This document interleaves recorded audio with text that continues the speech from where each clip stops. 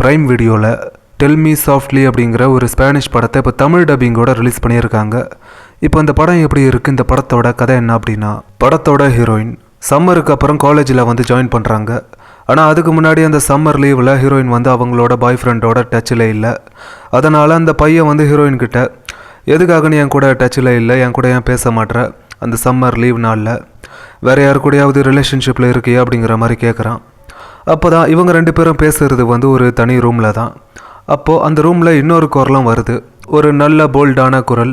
அவள் தான் போகணும்னு சொல்கிறாள், போகட்டும் விடு அப்படின்னு ஒருத்த வந்து அந்த ரூம்குள்ளே இருந்து சொல்கிறான்.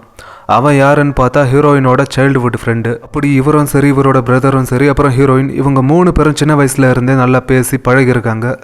அப்படி கடந்த ஒரு 7 வருஷமாக இந்த 2 பேரும் ஹீரோயினை விட்டுட்டு போயிட்டாங்க. ஹீரோயினோட லைஃப்பில் இருந்து இவங்க எதுக்காக போனாங்க, எங்கே போனாங்க அப்படிங்கிற இந்த விஷயம் எதுவுமே ஹீரோயினுக்கு தெரியாது.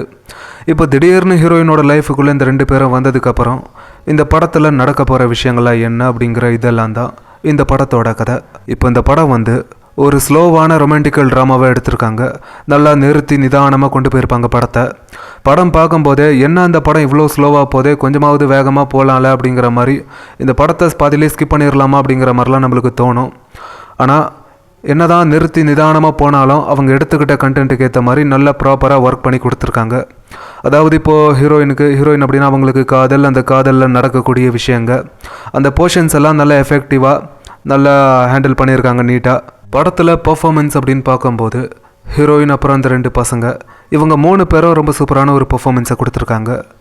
கதைன்னு பார்க்கும்போது இந்த படத்தில் புதுசாக எதுவும் ட்ரை பண்ணலை, எதுவும் வித்தியாசமான விஷயங்களாம் எதுவுமே இல்லை. பழைய கதையை தான் திரும்ப திரும்ப எடுத்து வச்சுருக்காங்க இந்த படத்துலையும். அதுலேயும் இந்த படத்தில் வரக்கூடிய ஒவ்வொரு சீன்ஸ் எல்லாம் பார்க்கும்போது இது அந்த படத்தில் வந்திருக்கு, இது இந்த படத்தில் வந்திருக்கு அப்படிங்கிற மாதிரி நம்மளை ஃபீல் பண்ண வச்சிரும் இந்த படம். ஒரு யூஷுவலான ஒரு ரொமான்ஸ் மூவி. அப்புறம் படத்தில் இந்த அடால்ட் கண்டென்ட் அப்படின்னா ஒரு சில தப்பான விஷயங்களை பேசுகிறாங்க, ஒரு சில விஷயங்களும் இருக்குது தப்பான விஷயங்களாம். அதனால் ஃபேமிலியோடு பார்க்குற படம் இல்லை, அதை மட்டும் சொல்லிக்கிறேன்.